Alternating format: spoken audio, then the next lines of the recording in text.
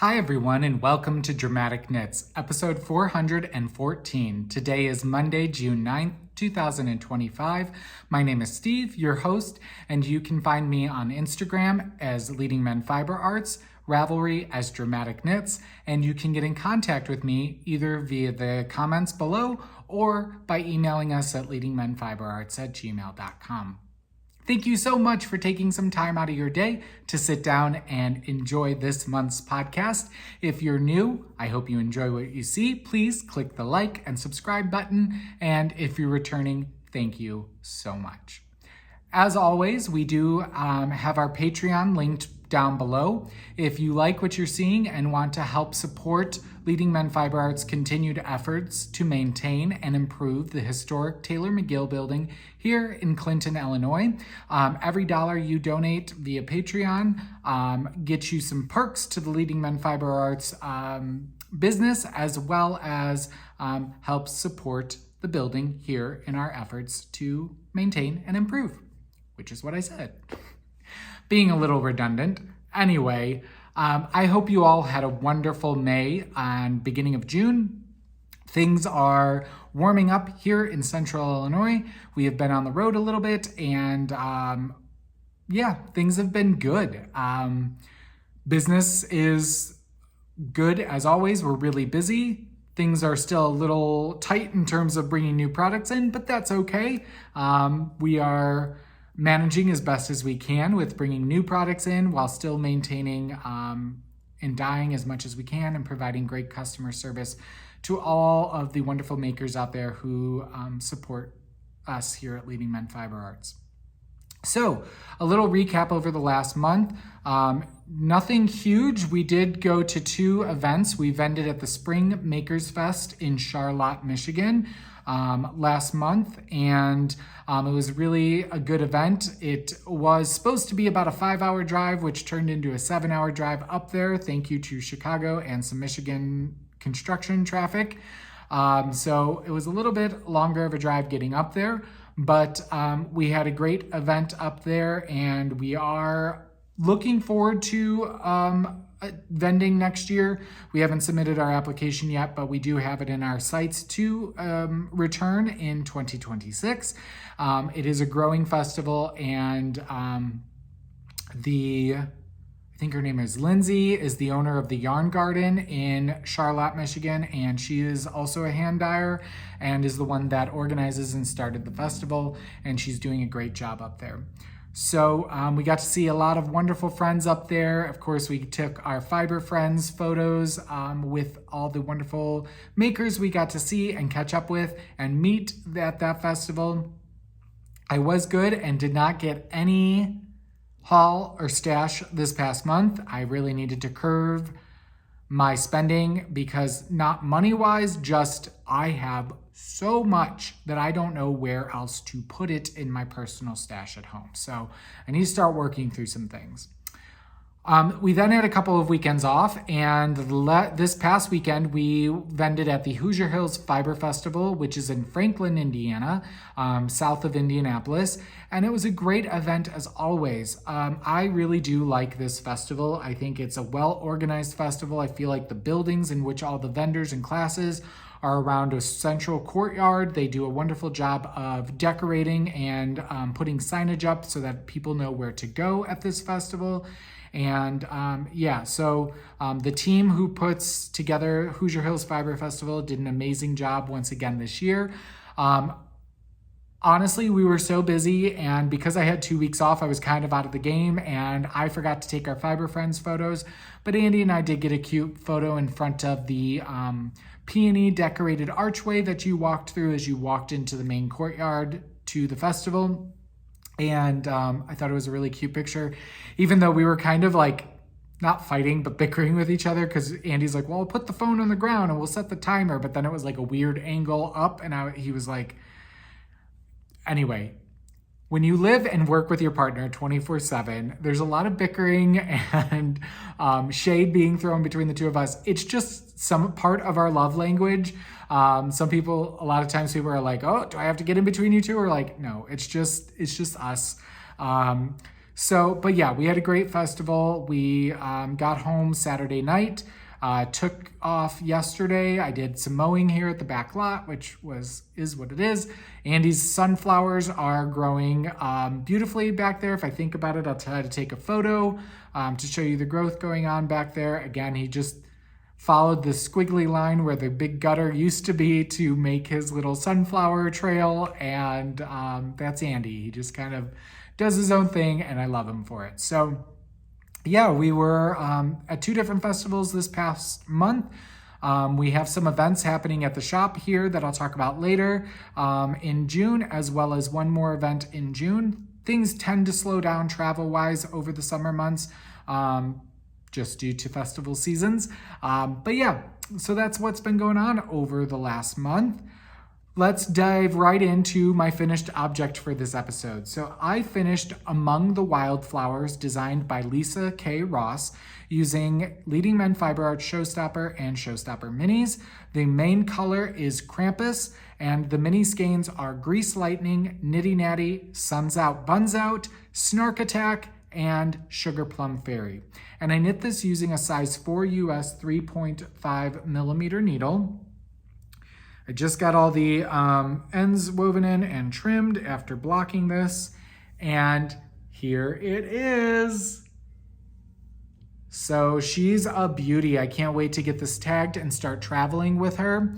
She's a beautiful design. Lisa is an amazing designer. We've been lucky enough to have her be our designer in residence for our mini skein club a couple of years ago, and we both kind of started on our fiber arts business journeys, her as a designer, us as indie yarn dyers, around the same time. So we've been collaborating and working together for years, and I just love seeing her success because she is very, very talented. So while she did not design this particular pattern with our yarns, she did reach out to us to see if we'd be interested in dyeing yarn sets for it. And we did. This is the one that we did to mimic the original color combo that she designed the pattern out of. We are out of these, but I do plan on dyeing some more here in the near future. It's on my list of things to do, but we do have 2 other color combos currently in stock on our website. So yeah, I think it's a really nice size. The Wildflower stitch, she does have a video tutorial linked in the pattern showing you how to do it, and it was not hard at all, and the color changes made it very interesting to knit as you go along. And of course, as always, it's a nice, not too oversized shawl to be wearing. So yeah, off the needles, check, done, on to the next. Though I haven't quite picked out my next project. I have some ideas, but I need to get that ball rolling. I think I need to get something on the needles out of some of the yarns we stock here in the Leading Men Fiber Arts storefront, since I do have another project going out of our yarn currently. So how I like to do things is I like to have a project out of my personal stash, I like to have a project out of Leading Men Fiber Arts yarn, and then I like to have a project out of something here in the storefront to work as a store sample as well as a shop sample. So that's done. All right, let's show you some of the progress that I've made on my works in progress here since we've last chatted. The first project I'm going to talk about is Stole by Theresa Gaffey. I purchased this as a kit from Stitches in Atlanta, I think, many years ago. This is knit using Isager yarn Alpaca 2 in 9 different colors: 16, 21, 23, 24, 40, 43, 52, and E8S. And I'm knitting this using a size 5 US 3.75 millimeter needle. I was working on this yesterday and got distracted and had to finish my row this morning to show you, but I am introducing the 5th color, which is this purple. And this is a very simple pattern. It's just ribbed and color blocked. And here is where we are at. So I started with the gold, ran into the taupe, then the blue and the orange, and I'm now introducing the purple there. So this will be blocked like that. It'll grow when I block it.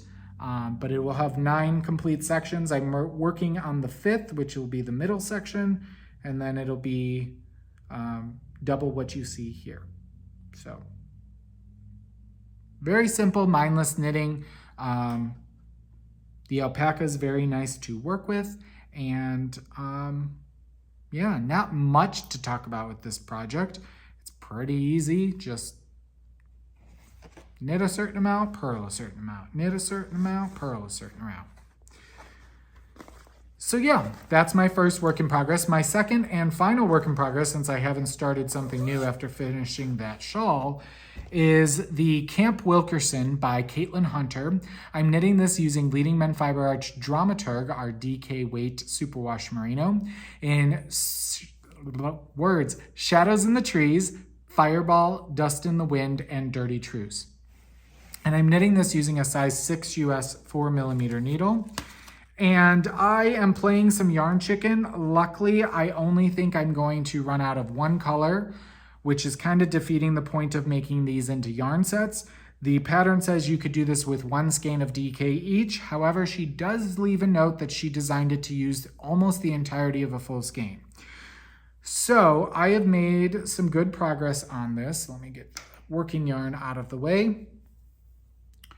I'm not sure if I was finished with the center lace panel or not last time, but I did work all of these stockinette and garter stripes. I have enough to do another garter stripe of this Shadows in the Trees, which will come right after this Dust in the Wind stockinette stripe. And then you go into another big section with the Fireball here, and you end with more Shadows in the Trees. I am gonna run out on this next stripe. So I am going to need to dye up a mini skein of DK weight to do this final border. And then when I make yarn sets for this, I will include a mini skein of the first color in the yarn sets so that you have enough yardage.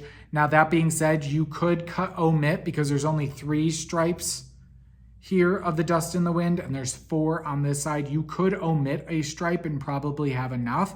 But I didn't want to make a modification from the design and then have to explain that in the yarn sets and on the tag and while I'm, vending at shows talking about the patterns. So, yeah, that is Camp Wilkerson so far. I am knitting this as part of our Create and Collaborate Club that we host here at the store every other Tuesday. And every quarter we use a wheel to randomly select the weight of yarn, color used in the project, and type of project. And people can choose to try to hit all of the 3 guidelines, some of them or none of them. If they just want to work on whatever they want to work on, they can do that. But it's a fun little challenge for our group. And I'm excited. We're going to be spinning for our next project for our July, August, and September projects here at our next meeting. So that's going right along. And that's all my works in progress for this month. Like I said, I'll get something new on the needles here soon. I don't have any spinning to show you, but I can tell you that I'm currently spinning some Apothefaery Fabrications, 80% fine wool, 20% silk, in what I'm calling the October Nights colorway. Andy picked this up at a festival for me not too long ago, but within the past year or two. But it didn't have a colorway name on the label, so I'm calling it October Nights. It's kind of grays and oranges and purples. I have finished spinning the first 2 ounces, and I'm now just beginning to spin the second 2 ounces on that. Andy did not give me a picture for his Legos, but I will take a picture and insert it here of the Mona Lisa that he recently finished and is hanging up on the studio side. And people are enjoying that when they're visiting us here. I always tell people, we're very much making this our own little maker's space, including Andy's Legos. So he's decorated. You can see the little flowers he has behind me that he's recently finished as well. I think he got them all done. Not sure. But yeah, so That's the Mona Lisa. He did tell me that he didn't listen to it, but he said he thought it was really cool that there was a link to a podcast you could listen to about Da Vinci's life and the Mona Lisa while you're putting the Lego set together. And so I thought that was a cool incentive with that set. So let's move into what I am watching. I have not finished any books. I am listening to a very long book. I'm listening to Iron Flame, the second in the Imperium series. I talked about the first one. What was the first one called? I forget. But anyway, I'll talk about it when I finish it next month. I only have a few hours left listening to that, but I am enjoying it. So TV that I finished, I watched Reacher Season 3. I binged almost the entire season in one day. On a Sunday I had off. This is on Amazon Prime, and it is basically about a man who is in the Army, Black Ops, kind of MP. I don't know all the acronyms. But he kind of lives a nomad lifestyle, and everywhere he goes, he doesn't really live anywhere. He just travels with his toothbrush. And everywhere he goes, he kind of runs into a situation or somebody who needs help. And so every season's kind of this new storyline. But I enjoyed this season. As always, it's action-filled and a little bit of eye candy here and there, so you can't complain about that either. Last week, I watched Overcompensating. Again, binged this in the Sunday that I had off. This is on Amazon Prime as well. And this is about a gentleman who is starting his years in college. And in his final years of high school, he slowly starts to realize that he is gay or has, gay feelings. And so he's starting college, but he's trying to overcompensate and to kind of hide that, still be the football, what's the term? Sports ball to me. The quarterback for his high school football team, and he was valedictorian, and so he's spent many years overcompensating to push away these feelings and tendencies.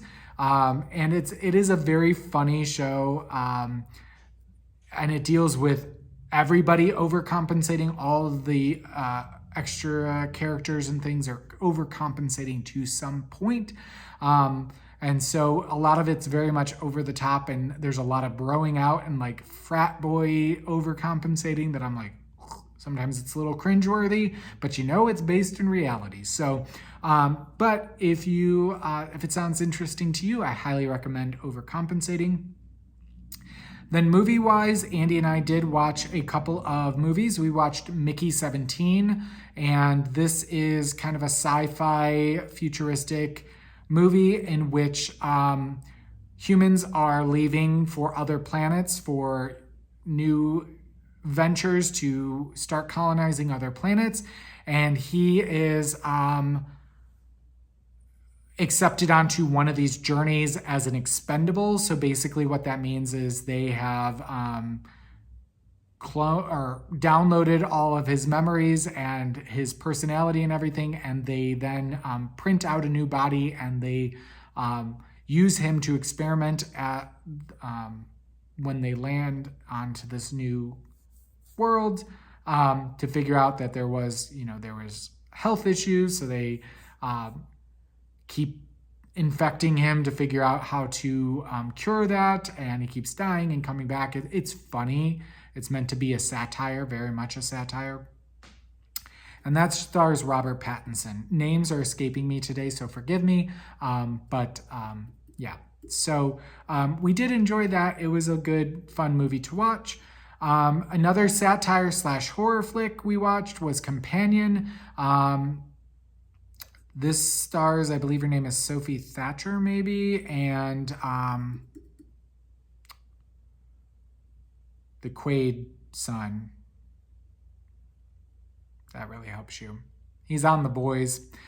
Anyway, this is about a young couple going to a cabin in the woods to visit friends, and you soon start realizing there's some insecurities on the young woman's part and that she doesn't quite fit in with the other people at this gathering. And you then come to realize that she is not who she believes she is. And I'll leave it with that. But it was a reclaiming of one's identity. And yeah, we enjoyed it. We thought it was fun. It was a fun Saturday night, movie night for us. So that was Companion. And last but not least, we did watch Captain America: Brave New World. This stars the new Captain America. Andy wanted to watch it. It was entertaining enough, but you can tell it was very much green screened. It has Harrison Ford in there as the Red Hulk. If you've watched The Boys on Amazon Prime and you remember the kind of superhero movies that they're making, and in the last season, A-Train is making a superhero movie about him being a superhero, but also like being black and being coached by this white coach and like the cringeworthiness of it. There was a little bit of that in this movie. Not gonna lie, it just, I don't know. It felt very pushed. So that being said, it was entertaining, but a little cringy. All right, like I said, no stash enhancement. I've been really good this month. We did do a giveaway last month for the swag bag that I picked up at H&H Americas from the Malabrigo 20th anniversary party that they held, which include this great tote bag, some pins, and a few other goodies, as well as 2 skeins of their brand new Viento Space, which is a super bulky or bulky weight. It's bulky, 130 yards in each skein in the Viente and Weissnial colors. And so I asked you to use the word bulky in your comment on the last episode. And I used the random YouTube comment picker to pick a winner, and the winner is Super Cinda. So congratulations, Super Cinda. I will put your YouTube handle right here. And if that is you, please email me at leadingmenfiberarts@gmail.com with your full name and mailing address so I can get this goodie bag on its way to you. Congratulations, and thank you everyone for watching and leaving a comment. I greatly appreciate you and the community that we have going on here on the YouTube channel. So thank you. All right, our auctions, which are available to our Patreon subscribers. Every month I put up either something I've made or an old shop sample that we're no longer using as an auction to, again, help to raise funds to do some work around the building. In fact, we were contacted by a mason that we were hoping to get our flower boxes redone on the side of the building, but unfortunately, they were like, hey, we're available if you're still looking. And we're like, yeah, we just don't have the funds needed to do that right now. So unfortunately, nobody put a bid in on the Abby shawl collar cardigan that I was auctioning off last month. So we didn't raise any funds with that auction. But this month I am auctioning off an old shop sample. This is the Color Tracks hat by Mel Trans Designs. I don't believe she is designing anymore. She used to have a podcast years ago. This is out of our Show Stealer base, which is 80% superwash merino, 10% cashmere, 10% nylon. And this is held double, so it's almost like a DK weight hat done with, I'm gonna assume, mosaic knitting. And yeah, so we're gonna start the auction for this hat at $30. And if you would like to place a bid, I do ask that you increase by a minimum of $1 increments to the previous bid. And we will leave this up through the end of June, and then I will invoice the winner of the auction via our website. So that's this month's auction. All right, let's talk about what's been going on in terms of new additions and things here at Leading Men Fiber Arts. We do have our June colorway of the month. As you are probably well aware, June is Pride Month. We just got our front window decorated. Our two lovely studio assistants decorated while we were gone in Indiana this weekend, and kind of prided up our front store window. But we wanted to do something Pride, but we've done a lot of different kind of rainbow iterations and things like that. So we decided to focus on the trans Pride flag for this month, and this month's colorway is called Transcendence, and it is speckled with an aqua blue and a pink, and we just closed down pre-orders for this. I will be uploading or updating all the extras we have dyed up here in the next few days, so it will be available. But anybody who purchased a skein, whether it was a mini skein or a full skein or a half skein, every skein purchased during the pre-order time frame from us, we were donating $1 for every skein to the Trans Lifeline. So I'm happy to say I tallied that up, and we got a total of $108. We sold 108 skeins over the pre-order week for June.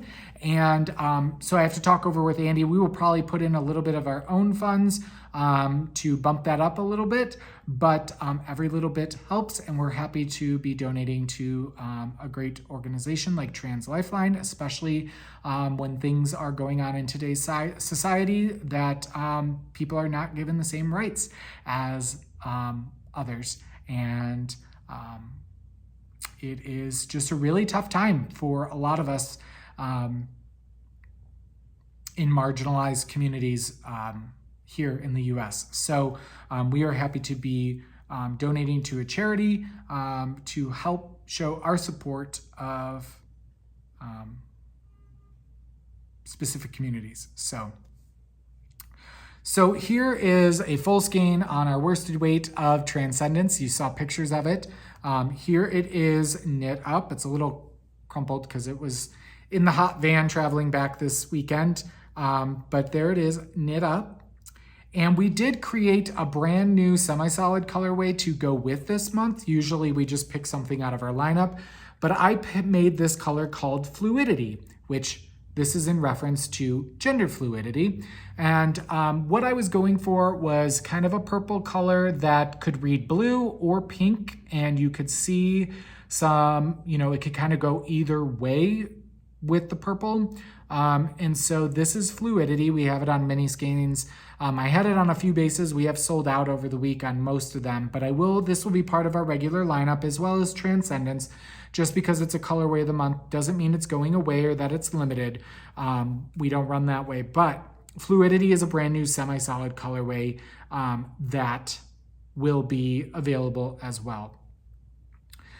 That being said, I also wanted to mention we have, I think, 2 yarn sets here in the fingering weight. We did dye up our Pride and Progress cowl sets. This was from our Pride box that we sold last year, and we worked with the talented designer Carissa Browning, and she created the Pride and Progress cowl both as a knit or crochet version using the 11 mini skeins, fingering weight mini skeins shown here. And this is what the cowl looks like knit up. The crocheted version is in our shop window right now. So we have a few yarn sets for this still available, and then we also have yarn sets on DK weight minis. The pattern was not designed with DK weight minis, but we found a lot of people want DK weight minis to do fun things with, especially like the doodle decks.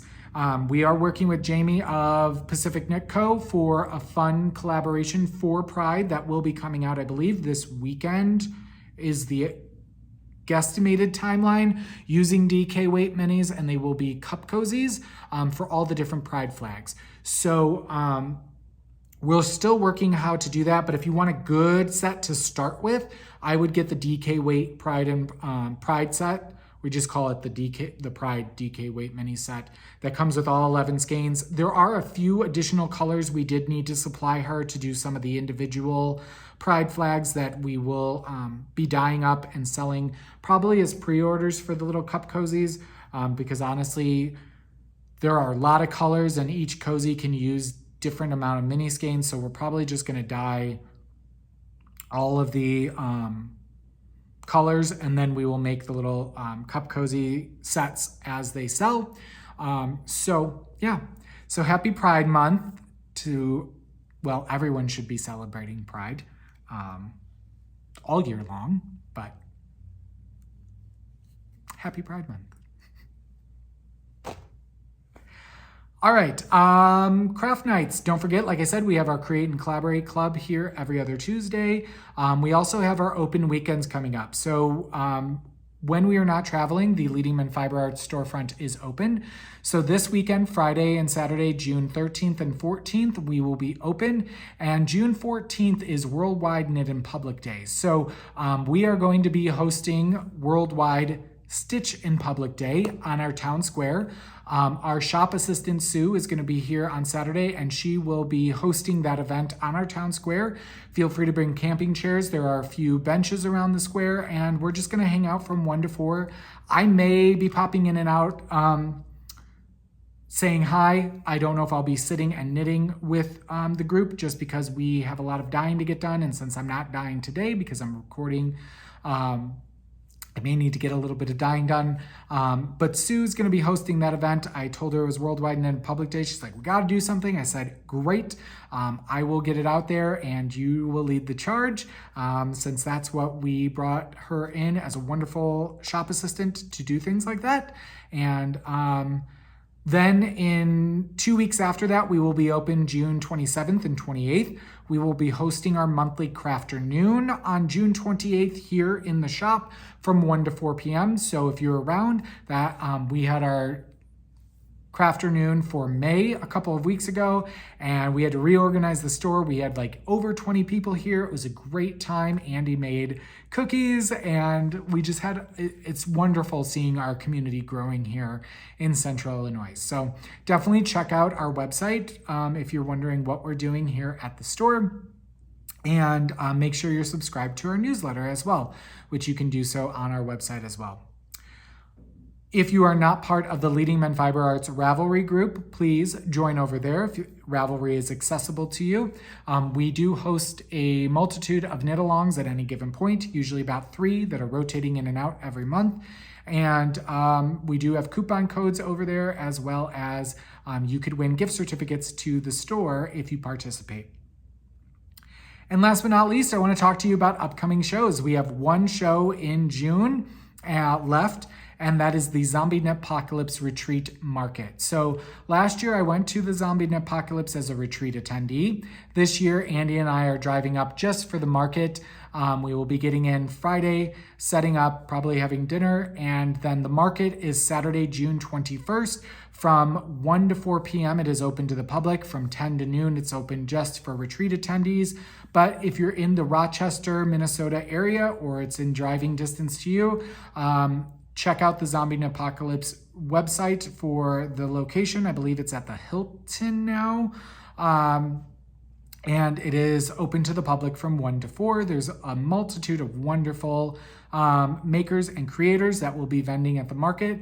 So come on out, check out their wares, and say hi and snap a pic for our fiber friends if you are coming to the market. But that's pretty much all I have to talk about this month. It's going to be a shorter than normal episode, but that's great. That means you can go on and enjoy your next podcast for your viewing pleasure. As always, I thank you so much for taking the time to let me ramble at you and share what's been going on in my world over the last month. Tell me what you're working on down in the comments, if you've been on any fun trips, or if you have a knitting podcast of your own, or if there's one you really love that I don't that you want to share. I'm always looking for new podcasts. I would love to hear what you're watching down in the comments below. And if you've made it this far, I do see a lot of people do that on videos. If you've made it this far, please leave me a little rainbow pride flag emoji in your comment. That would mean the world to me this month especially. And yeah, I will check back in with you at the beginning of July. I hope you have a wonderful month of making, and I will catch you next month. Bye.